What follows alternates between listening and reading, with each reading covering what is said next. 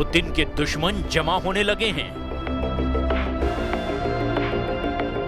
Putin के दुश्मनों ने उस लीडर को भी तोड़ लिया है जो अब तक रशियन कैंप के करीब माना जाता रहा है।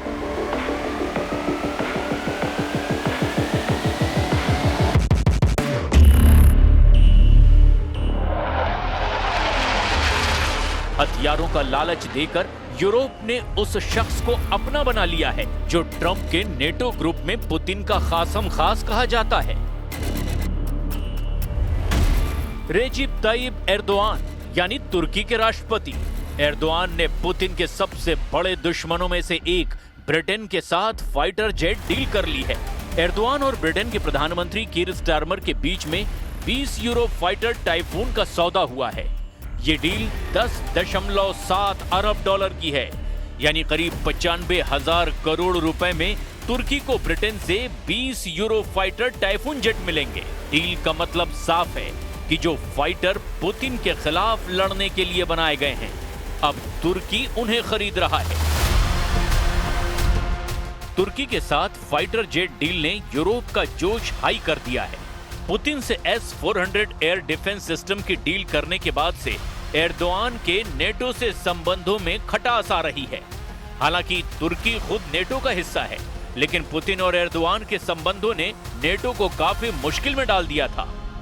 अब टाइफून जेट की डील ने एर्दोआन को एक बड़ा यू टर्न लेने के लिए पूरी तरह तैयार कर दिया है। Fighter Typhoon savaş uçaklarının tedarikine dair uygulama düzenlemeleri heyetler arası görüşmelerde imzalandı. Biz de az önce Sayın Steinmeier'la bu konudaki işbirliği beyanına huzurlarınızda imza attık. Bu mutabakatı iki yakın müttefik olarak aramızdaki stratejik ilişkilerin yeni bir nişanesi olarak görüyoruz. Erdogan के order पर British PM Keir Starmer को तुर्की के सबसे secret अड्डे में ले जाया गया, जहां तुर्की के रक्षा मंत्री ने उन्हें दिखाया तुर्की का वो फाइटर जेट जो भविष्य के लिए बनाया जा रहा है।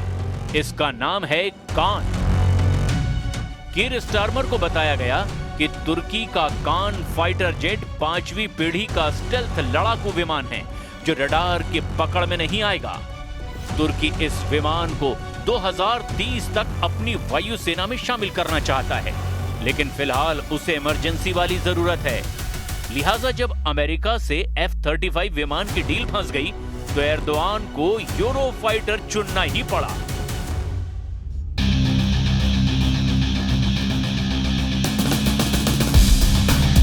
Euro fighter typhoon double engine वाला लड़ाकू विमान है जो 2400 किलोमीटर प्रति घंटे से भी ज्यादा की रफ्तार से उड़ सकता है।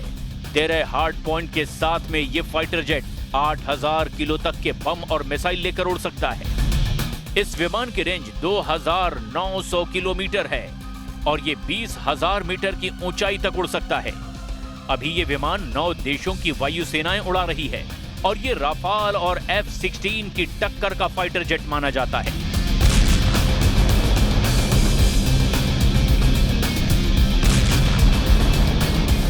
अब 20 यूरो फाइटर आएंगे तो एर्दोआन राहत की सांस लेंगे, लेकिन उनकी असली डिमांड 40 फाइटर जेट की है और इसीलिए ब्रिटेन समझ गया है कि तुर्की को लड़ाकू विमान देकर कैसे वापस नेटो के कैंप में लाया जा सकता है। So we're taking a big step forward here today. Together we are announcing a strengthened strategic partnership and launching the first ever UK-Turkey bilateral cooperation framework. It is a landmark moment, reflecting the increasing depth and breadth of our existing cooperation and our ambition to go further.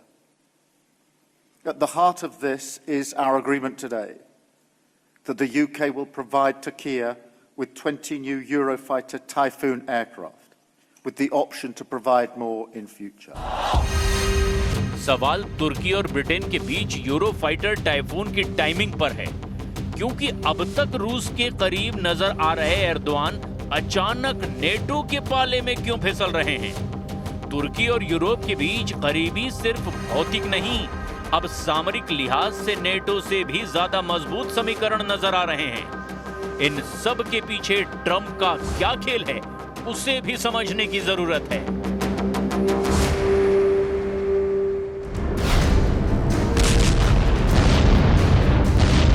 शुरुआत में Donald Trump ने Ukraine को Tom hoc missile देने का लालच देकर भड़काया, लेकिन बाद में पलट गए।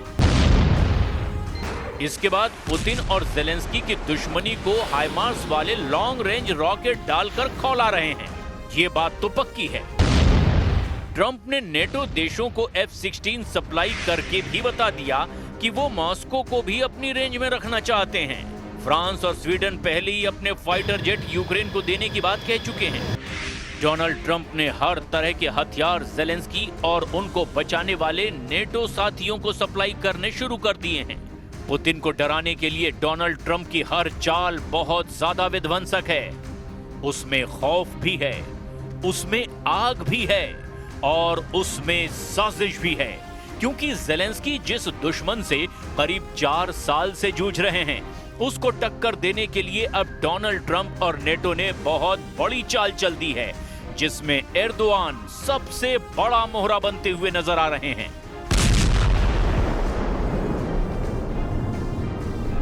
यूक्रेन में पुतिन के युद्ध को खत्म करने के लिए डोनाल्ड ट्रंप तुर्की का इस्तेमाल करना चाहते हैं। इसीलिए उनके इशारे पर अब नेटो बहुत बड़ा लड़ाका लीडर उतारना चाहता है, जो पुतिन से डायरेक्ट लड़ने की ताकत रखता हो, जो रूस के राज भी जानता हो, पुतिन को भी समझता हो। तुर्की के राष्ट्रपति एर्दोआन वो शख्स हैं जो पुतिन की पीठ में बहुत बड़ा छुरा घोंप चुके हैं। सीरिया में जिस तरह से ईरान और रूस समर्थित बशर अल असद की सरकार उखाड़ने में एर्दोआन ने भूमिका निभाई, अब यूक्रेन के युद्ध में वैसे ही साजिश रची जा रही है। रूस इसे साफ साफ देख रहा है, क्योंकि ट्रंप कह चुके हैं कि अब यूक्रेन युद्ध का फैसला एर्दोआन करेंगे। Players, and particularly Erdogan, they also help in the war between Russia and Ukraine. Yeah, Erdogan he's respected by Russia. Ukraine I can't tell you about, but he is respected by Putin. And he's a friend of mine, you can see. Why I get along with the tough ones. I don't get along with the weak ones. I get along with the tough ones. I don't know what that is, but Erdogan's been great with me. You know, when NATO has a problem with Erdogan, which they often do, they call me to talk to him. And I've never failed in working it out like immediately. Is that right? 25 सितंबर को white house में जब Trump और Erdogan की मुलाकात हुई थी, क्या तभी ट्रंप ने एर्दोआन को युद्ध वाला टेंडर सौंप दिया था? इस मीटिंग में तुर्की और अमेरिका के बीच बहुत सी खुफिया बातें हुई। दोनों के बीच सीरिया पर बात हुई, दोनों के बीच फिलिस्तीन के मुद्दे पर बात हुई, दोनों के बीच ईरान और इजराइल के साथ साथ यूक्रेन युद्ध को लेकर भी चर्चा हुई। इस मीटिंग पर पूरी दुनिया में यही कयास लगाए गए कि एर्दोआन अमेरिका की हर बात मानने को राजी हो गए हैं। ट्रंप ने भी इशारा कर दिया कि अब तुर्की को वो हर हथियार मिलेगा जिसकी वो डिमांड कर रहा है। इस फेहरिस्त में सबसे आगे नाम F-16 और F-35 का रहा, जिसकी डील को लेकर अमेरिका ने तुर्की पर रोक लगा दी थी, क्योंकि 2019 में तुर्की ने रूस से S-400 सिस्टम को लेकर डील की थी। We do a lot of trade with Turkey, and we're going to continue. We're going to do some additional trade. They want to buy F-16s, F-35s, and some other things, and we're going to talk to them about that. And we're just going to have, I think, a very interesting couple of hours. इसमें कोई शक नहीं कि Gaza से लेकर Lebanon और Syria से लेकर ईरान तक नेतन्याहू का युद्ध वाला ख्वाब पूरा करने में तुर्की ने बहुत बड़ी भूमिका निभाई है, क्योंकि सीरिया में अबू मोहम्मद अल जुलानी की सत्ता आने के बाद इजराइल ने दक्षिण सीरिया के एक बड़े हिस्से पर कब्जा कर लिया है और इजराइल के लिए सीरिया फ्रंट अब पूरी तरह खत्म हो चुका है।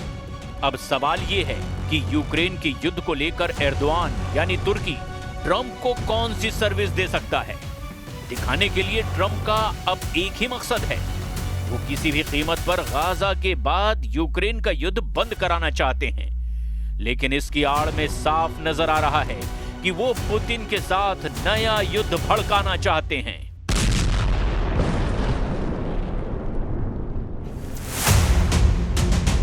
मॉस्को में पुतिन उत्तर कोरिया की विदेश मंत्री से मिले।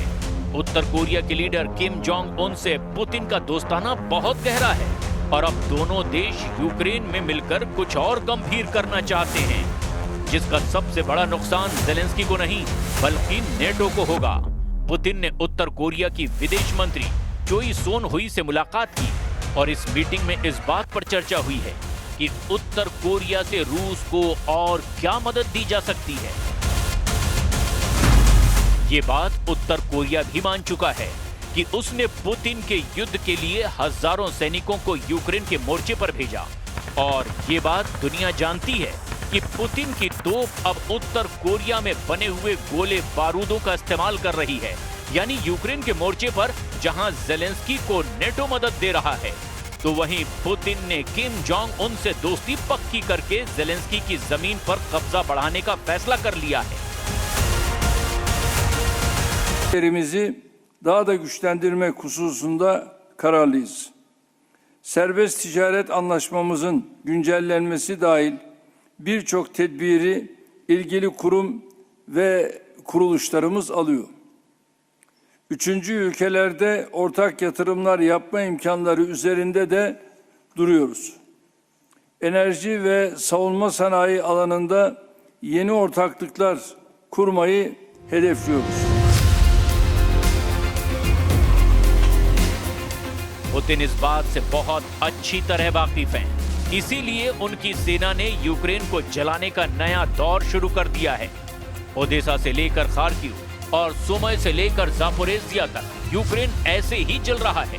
पुतिन की सेना ने यूक्रेन पर 3.5 साल के युद्ध में सबसे खतरनाक अटैक को अंजाम देना शुरू कर दिया है।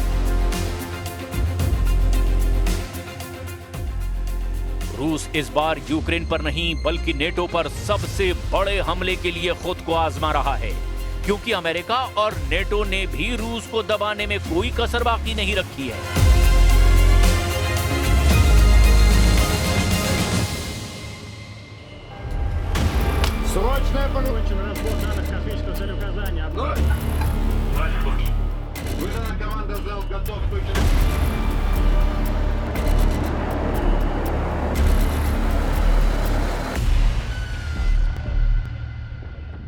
ये है पुतिन की यासीन क्लास की परमाणु पनडुब्बी और ये है पुतिन की ऑस्कर क्लास की पनडुब्बी।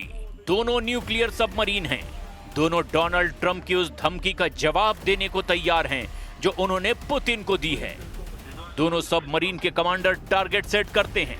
ऑर्डर जारी किया जाता है कि दुश्मन को पूरी तरह तबाह कर दो और इसके बाद पूरा क्रू हरकत में आता है, क्योंकि मिसाइल लॉन्च होने को तैयार है।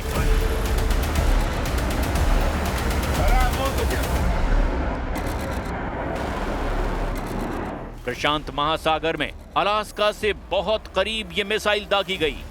जाहिर है जवाब डोनाल्ड ट्रंप को दिया जा रहा है।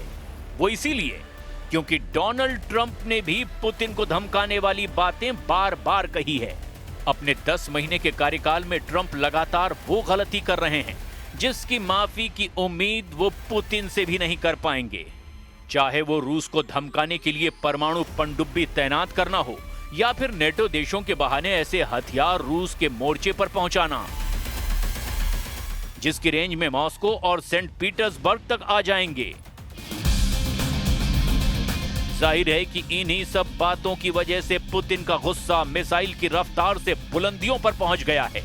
दोनों तरफ अब परमाणु पनडुब्बी वाला खौफ मंडराने लगा है और फिलहाल इसकी सबसे बड़ी वजह डोनाल्ड ट्रंप बन चुके हैं।